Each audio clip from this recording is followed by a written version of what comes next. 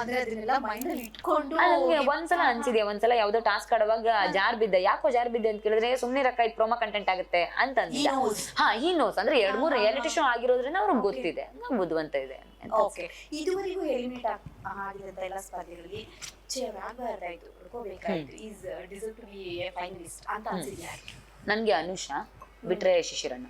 So ಈ ಬೆನ್ನಿಗೆ ಚೂರಿ ಹಾಕೋದು ಅಂತಾರಲ್ಲ, ನಿಮ್ ಜೊತೆನೆ ಇದ್ದು ನಿಮ್ಮೊಂದಿಗೆ ತುಂಬಾ ಚೆನ್ನಾಗಿ ಬೆರೆತು ಮಾತಾಡಿ ಎಲ್ಲ ಆಗಿ, ಸೊ ಕೊನೆ ಇದ್ರಲ್ಲಿ ನಿಮ್ಗೆ ಚೂರಿ ಹಾಕದಂತ ವ್ಯಕ್ತಿ ಬಹಳಷ್ಟು ಘಾಸಿ ಉಂಟು ಮಾಡಿದಂತದ್ದು ಯಾರು?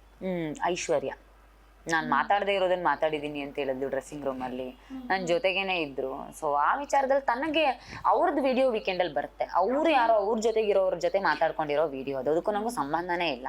ಬಟ್ ಫೈನಲಿ ಅವ್ರನ್ನೆಲ್ಲೂ ಡೈರೆಕ್ಟ್ ನಾಮಿನೇಟ್ ಮಾಡಿದ್ರು, ಅವ್ರು ಟಾರ್ಗೆಟ್ ಆದ್ರು ಅನ್ನೋ ಕಾರಣಕ್ಕೆ ಕನ್ಫೆಷನ್ ರೂಮ್ ಅಲ್ಲಿ ಚೈತ್ರ ಹೇಳಿದ್ದು ಇದನ್ನ ಅಂತಂದ್ರು.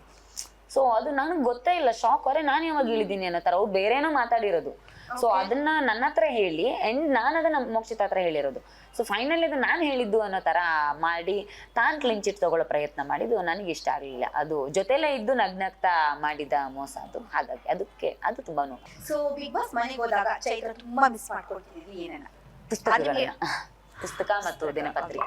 ಓಕೆ, ಸೊ ಅದನ್ನ ಹೊರತುಪಡಿಸಿದ್ರೆ ತಿನ್ನೋದ್ರಲ್ಲಿ ಅದೇ ಕುಚ್ಚಲಕ್ಕಿ ಗಂಜಿ, ನಾವು ಕರಾವಳಿ ಅವರು ಕುಚ್ಚಲಕ್ಕಿ ಗಂಜಿ, ಇಲ್ಲ ಅಂದ್ರೆ ಅಂಗಡಿ ಉಪ್ಪಿನಕಾಯಿ, ಮತ್ತೆ ಜೋಳದ ರೊಟ್ಟಿ, ಅದೆಲ್ಲ ಮಿಸ್ ಮಾಡ್ಬೋದು. ಜೋಳದ ರೊಟ್ಟಿ ನಾನು ಉತ್ತರ ಕರ್ನಾಟಕ ಕಡೆ ಜಾಸ್ತಿ ಇರ್ತಿದ್ದೆ, ಸೊ ಅದೊಂದು ಸ್ವಲ್ಪ ನನ್ನ ಬಾಡಿಗೆ ಸೆಟ್ ಆಗುದು. ಸೊ ಅದೆರಡು ಫುಡ್ ಗಳನ್ನ ಮಿಸ್ ಮಾಡ್ಕೊಂಡು ಊರ್ಗ್ ಹೋಗಿ ಬಂದೆ, ಚೆನ್ನಾಗಿ ತಿನ್ಕೊಂಡ್ ಬಂದೆ. ನಿಮ್ಗೆ ಗೊತ್ತಾಗಿರುತ್ತೆ ಡಿಫ್ರೆನ್ಸ್, ನಾನು ನೋಡೋವಾಗ್ಲೇ ಹೊರಗಡೆ ಎಷ್ಟು ತೆಳಗಿದ್ದೆ, ಈಗ ಎಷ್ಟು ಡಿಫ್ರೆನ್ಸ್ ಆಗಿದೆ. ಈಗ ಸ್ವಲ್ಪ ಒಂಚೂರು ಇದು ಬಂದಿದೆ.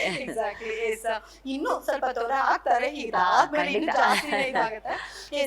ಈಗ ಇಷ್ಟು ದಿನದ ಪಯಣದಲ್ಲಿ ನಿಮಗೆ ಒಬ್ಬ ಫೀಮೇಲ್ ಕಂಟೆಸ್ಟೆಂಟ್ ಗೆಲ್ಬೇಕು ಬಿಗ್ ಬಾಸ್ ಅನ್ನೋದಾದ್ರೆ ಯಾರಿಗೆ ನೀವು ವೋಟಿಂಗ್ ಮಾಡ್ತೀರಾ? ನನಗೆ ಅಂದ್ರೆ ಒಳಗಡೆ ಇರೋರಲ್ಲಿ ಅಂತ ವಿನ್ನಿಂಗ್ ಕ್ಯಾಂಡಿಡೇಟ್ ಅಂತ ಯಾರು ಅನ್ನಿಸ್ತಾ ಇಲ್ಲ ಈಗಿರೋರಲ್ಲಿ. ಸೊ ಅದೇ ಬೇರೆ ಯಾರಾದ್ರೂ ಹೋಗಿದ್ರೆ ನನ್ನ ಹೆಸರು ತಗೋತಿದ್ದೆ ನಾನು. ಬಟ್ ಈಗ ಯಾರು ಅಂದ್ರೆ ನಾನು ಎಲ್ಲೂ ವುಮೆನ್ ಕಾರ್ಡ್ ನನ್ನ ಲೈಫಲ್ಲಿ ಯಾವತ್ತೂ ಬಳಸಿಲ್ಲ. ಹೆಣ್ಮಕ್ಳಾಗ್ಲಿ ಗಂಡ್ಮಕ್ಳಾಗ್ಲಿ, ನಿಮ್ಗೆ ಸಾಮರ್ಥ್ಯ ಇದೆಯಾ, ನೀವ್ ಗೆಲ್ಬೇಕು ಅನ್ನೋ ತರ ನಾನು ಯೋಚನೆ ಮಾಡ್ತೀನಿ ಅಷ್ಟೇ. ಸೊ ಬಿಗ್ ಬಾಸ್ ಟ್ರೋಫಿಯಲ್ಲೂ ನೀವು ವುಮೆನ್ ಕಾರ್ಡ್ ಯೂಸ್ ಮಾಡಿ ಹೆಣ್ಮಕ್ಳು ಗೆಲ್ಬೇಕು ಅನ್ನೋದನ್ನ ನಾನು ಕೇಳಲ್ಲ.